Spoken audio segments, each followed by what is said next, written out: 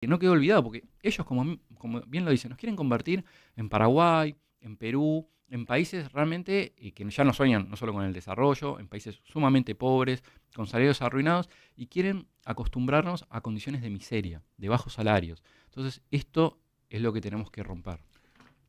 Che, mil gracias, Julián. Ha sido un orgullo empezar con vos el top.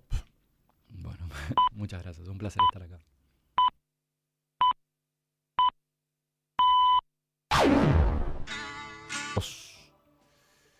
Después de Julián Sicari, investigador, docente, licenciado en economía, que además vio que, que vino con sus apuntes. Y el título que le pusimos a esta mesa, a este momento, es algo de lo que también veníamos hablando con Sicari, pero quizás visto de otro lado, ¿no? Del triunfo político frente al partido militar hace 50 años, el partido militar propiamente dicho, a 50 años después, o 43 años después, si lo queremos ver desde la recuperación democrática, la pérdida de conquistas y de derechos democráticos a partir del voto. Con lo cual se produce una contradicción. No, me parece que lo que pasa, primero, creo que lo dijimos muchas veces, esa escisión, cuando termina la dictadura, donde aparecen los malos, fueron los militares. Los malos fueron los militares. No hubo pata civil, no hubo nada, no hubo empresarios, no hubo intelectuales, no hubo nada vinculado a la dictadura, son todos uniformados malos. Eso es un desastre para entender qué fue el proceso de reorganización nacional. Porque básicamente fue un proyecto político, económico, social, alternativo, pensado no por Videla, que tenía severas limitaciones, sino por un conjunto de civiles que nunca se los estudió suficientemente. Ahora, eso genera la derrota, como vos decís, del partido militar, que encima, con la sorpresa de que son juzgados, nunca había pasado. Yo creo que hasta hubo cierto apoyo norteamericano en esa dirección, porque las Fuerzas Armadas estaban partidas y había una parte cara pintada, nacionalista, que no les gustaba para nada, así que me parecía que ellos tenían que desactivar ese militarismo que venía.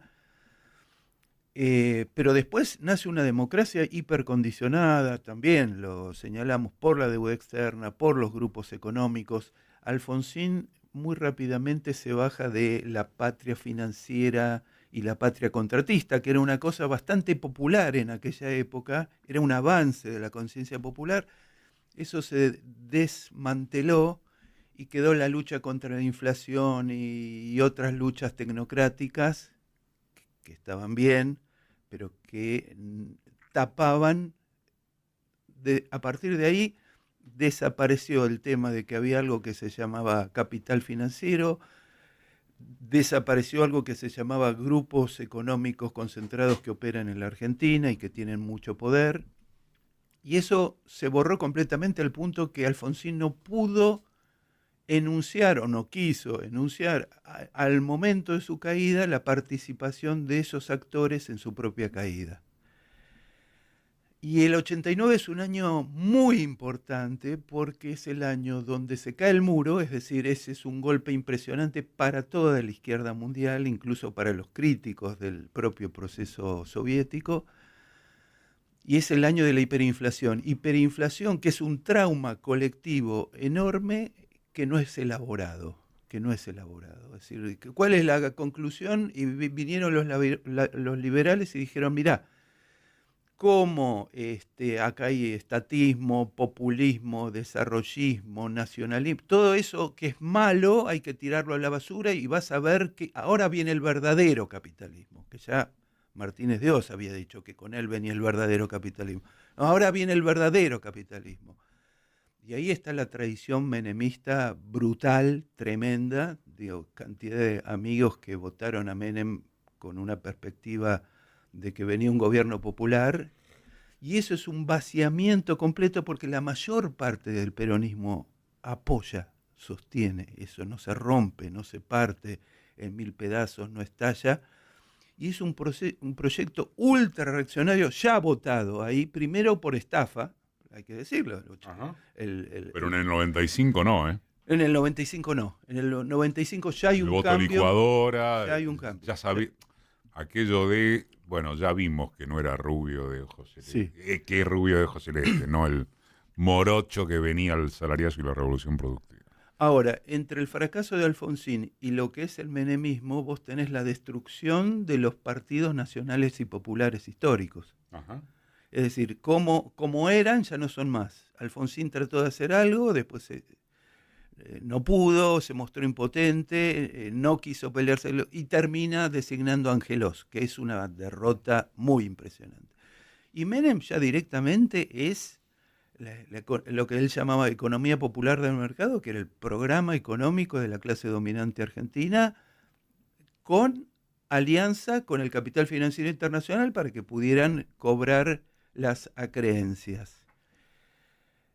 Bueno, después de todo, si empezamos a hacer la cuenta, ¿cuánto lleva todo ese proceso de deterioro hasta que estalla de vuelta y aparece el fenómeno kirchnerista? Son muchos años.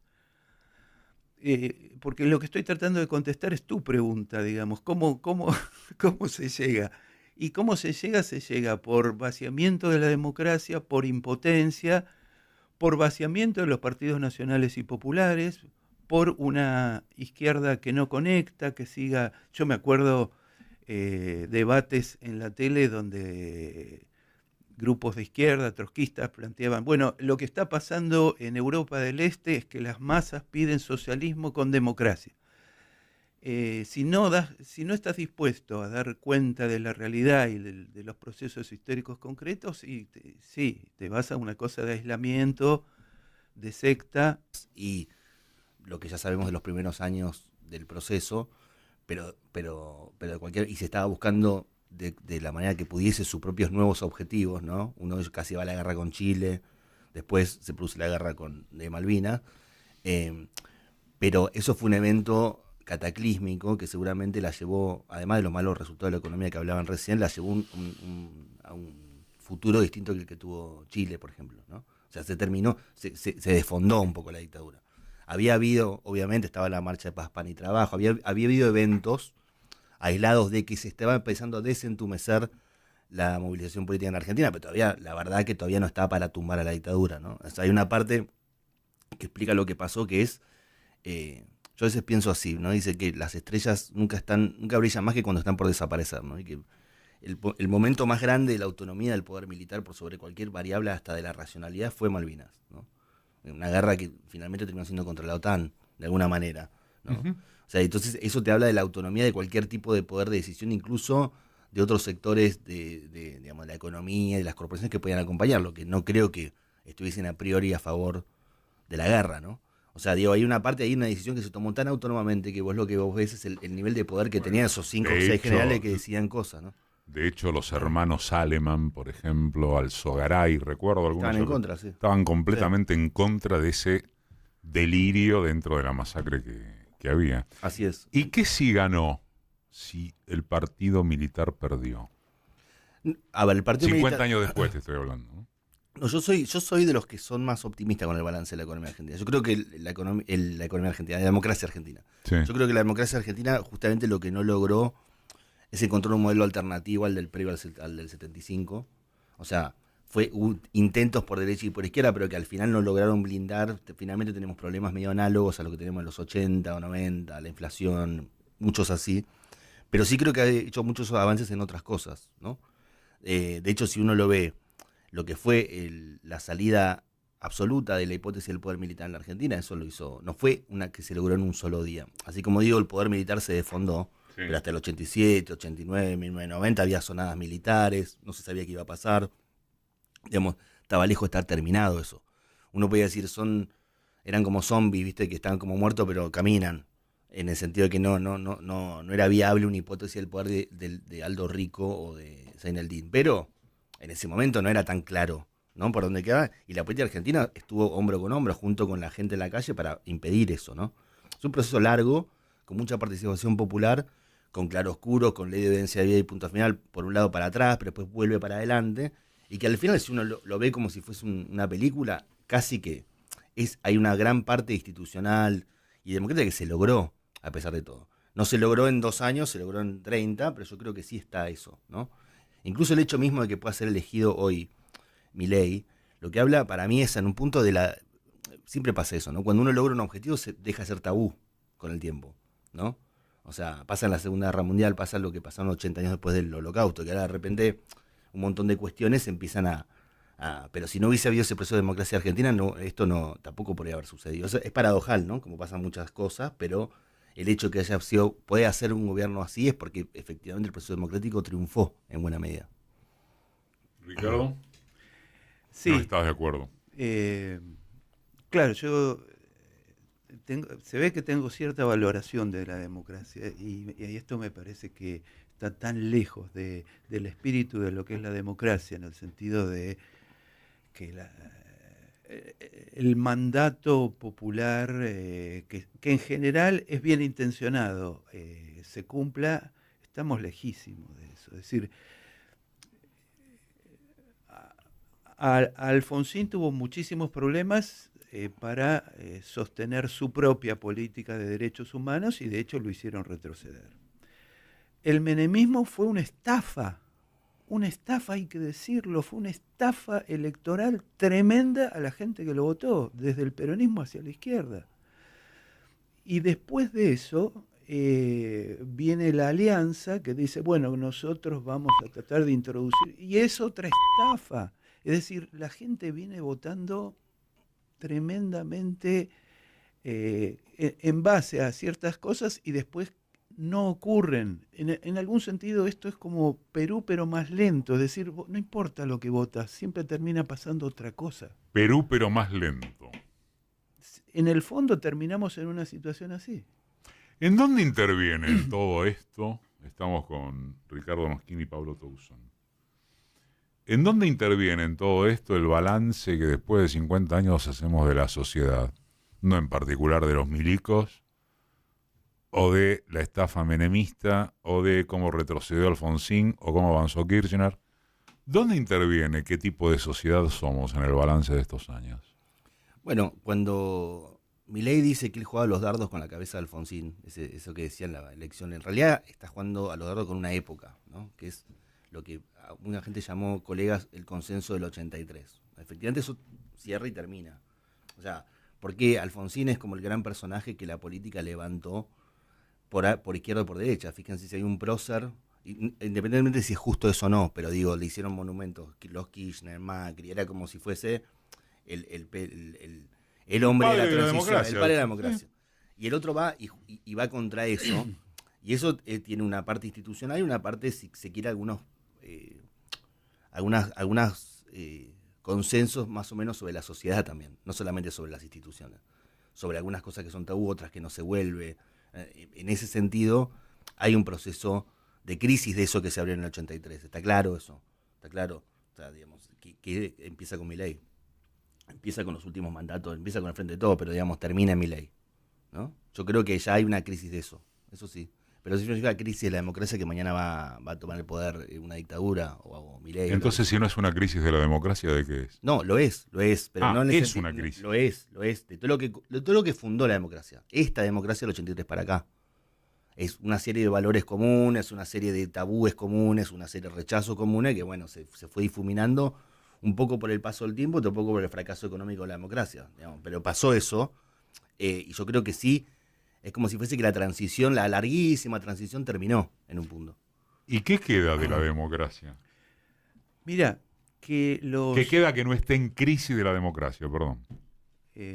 Bueno, todavía ciertas formalidades, podemos hacer este programa, no nos van a buscar a nuestra casa, cosas muy valorables vis a vis una dictadura, pero la verdad que están saliendo unas leyes contra el pueblo impresionantes. Está por salir una ley de glaciares que es un robo al patrimonio de la Argentina y al futuro de la Argentina. Es decir, sale cualquier cosa que el poder económico local e internacional necesite en el Parlamento Nacional. Entonces, lo que llamamos democracia es una cosa que hay que discutir con mucha claridad. Por supuesto, valoramos cosas básicas de respeto a la vida, pero el hecho de que los últimos candidatos en las últimas elecciones de la derecha argentina, Patricia Bullrich y el señor Milei, se hayan negado a repudiar el intento de asesinato de Cristina Kirchner, quiere decir que ya está rota. Y hay una parte de la población que vota por algo roto. Hay una política del odio que triunfó, que proviene de la derecha, no proviene de todo el mundo, es la derecha, y ha introducido, y hay que entender por qué el proceso político de la derecha necesita odio y necesita antidemocracia, pero esa es la realidad en la que estamos. Los que sostienen la democracia en este momento son los partidos populares, nada más. Gracias, Ricardo. Y Pablo, para tu cierre, de lo que queda en pie, siendo que vos mismo introdujiste lo de la crisis de la democracia, a 50 años del golpe, ¿qué hay de lo que uno pueda agarrarse? Como Bueno, para alguna mirada, para mí, siquiera relativamente optimista. Por más degradada que estén las instituciones Sí. por adentro, no es lo mismo que te hagan bullying por Twitter que tirarte de un avión, ¿no? O sea, digo, hay una parte donde efectivamente, por más lenguaje bélico y todo lo que vemos en la red del presidente o de sus amigos y demás, no es lo mismo que lo que puede hacer a premios ilegales, no solamente la dictadura, sino muchas cosas que hemos vivido en democracia inclusive, ¿no? Hay una parte de eso que hoy no sucede. Yo me acuerdo de la policía en los 90 podía ser más brava de lo que... Entonces digo, todavía, y eso no es tal vez porque no quiera, sino porque no puede. Con lo cual yo sí creo que hay un legado que todavía se sostiene. Gracias, Pablo.